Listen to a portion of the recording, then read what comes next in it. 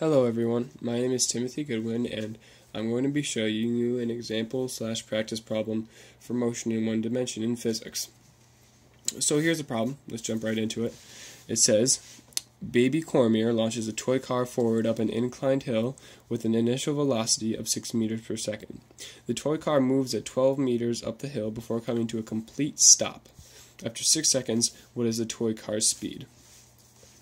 Alright, so whenever I have a problem like this, I always like to list what I'm given, so that's what I'm going to do here.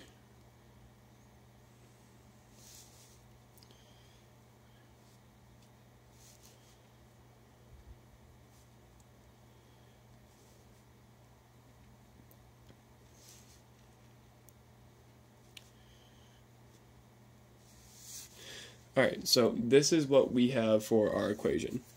Now, I'm going to explain what these specific values refer to insofar as the situation with a picture. So let me draw this for you.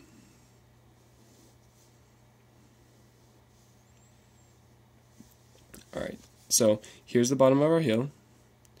Here's Baby Cormier. And he launches his toy car up the hill.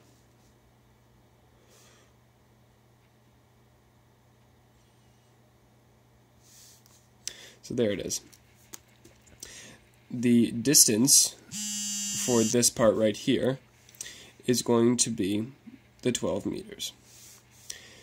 The velocity at the bottom here is going to be 6 meters per second.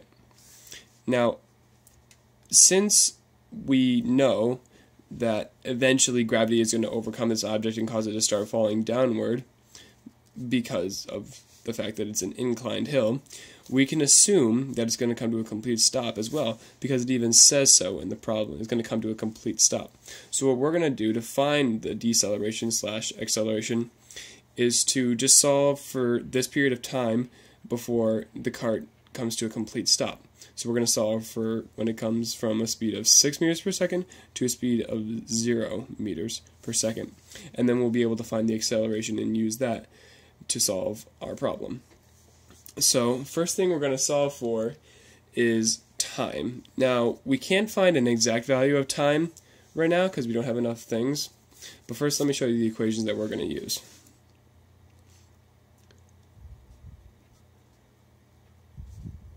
This is the acceleration equation. It's acceleration equals velocity final minus velocity initial divided by time. Here's the next one.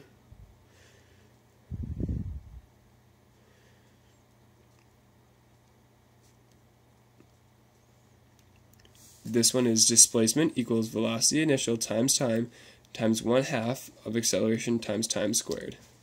And these are the two equations that we're going to be using. So to find time, well, sort of, I'll explain later, we're going to start here.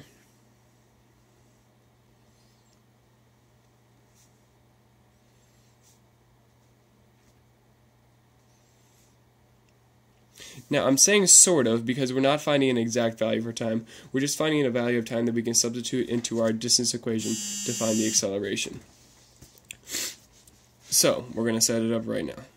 Acceleration equals velocity final minus velocity initial divided by time. Now, we don't know acceleration. That is one thing that we're going to be solving for, and it's going to be one of the variables that are left along with t. So we're going to leave a there. And then we're going to substitute what we know. Velocity final is 0. Velocity initial is 6. Over time, which we do not know, so that's going to be t. And then if you bring it down here, it's going to simplify to this. Acceleration times time equals -6. Now we want to get time by itself because we want a value for time that we can put into this to be able to find acceleration. The only two variables in this equation are time and acceleration, and if we find time in terms of acceleration, then we can solve acceleration with this equation. So that's what we're going to do. So we're going to get t by itself. So time, sort of, equals -6 divided by acceleration. Now we're going to solve for acceleration.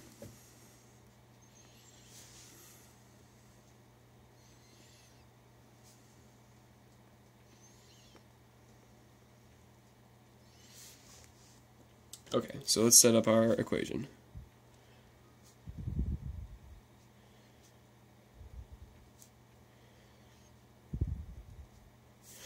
And let's substitute in what we know for this. Now we know our displacement is 12, so let's write that down. Times equals velocity initial, which is 6, times our value of time, which is -6, divided by acceleration, plus 1/2 times acceleration times time squared, and we need to put in our value for time again, so it's going to be -6 divided by acceleration times -6 divided by acceleration. So we got to go multiply that out. So after multiplying everything out, this is what I came up with. 12 equals -36 divided by acceleration plus -18 times acceleration divided by acceleration squared. Now for this, we can cancel out one of the accelerations, so we have just one acceleration in the bottom, and that's what we want to do. So let's go ahead and do that.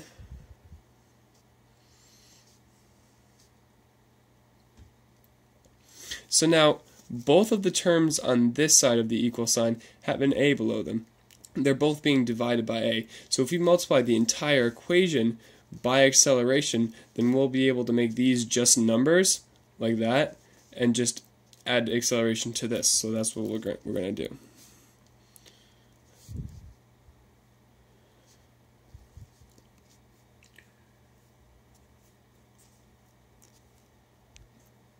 Excuse me guys, I made a mistake earlier. This isn't supposed to be -18a, it's supposed to be positive, so that's my fault. Anyway, back to work. So we come out with 12 times acceleration equals -18, so let's just go ahead and solve for acceleration. So now we have our first real value, our first exact value. Before we had an impromptu one, but now we have the real one. So acceleration equals -1.5 meters per second squared. So now that we've solved for acceleration, we can then use this value of acceleration to solve for time over here. So let's go ahead and do that.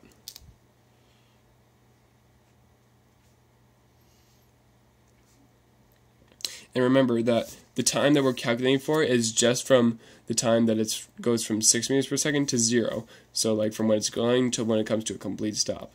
That's all we're solving for right now. Okay.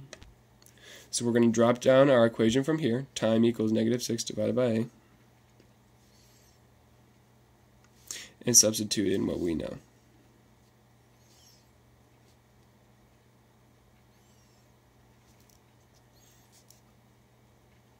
So time is going to end up equaling 4 seconds.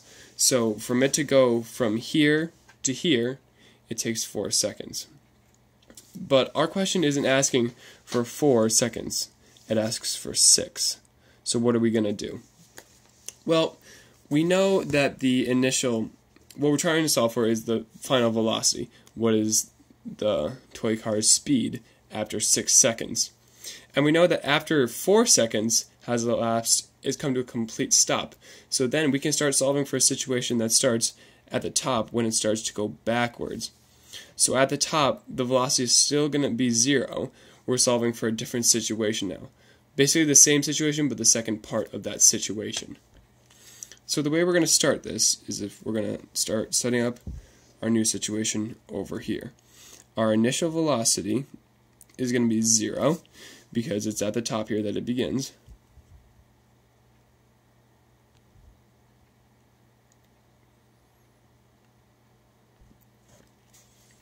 Sorry for the pause there, trying to get my camera to work.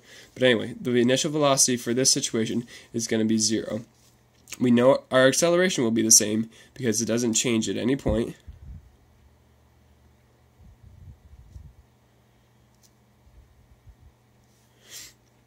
We do not know our distance, however. But if you really think about it, we don't need displacement to solve this. All we need is velocity initial, acceleration, and our time. Now, if you think about it, after 4 seconds it's gone to the top and it stopped, right? Well, that's 4 of our 6 seconds. So how many seconds is left? 6 minus 4 equals 2. So after 2 seconds, it's going to be the speed that we are looking for. So our time is going to be 2 seconds.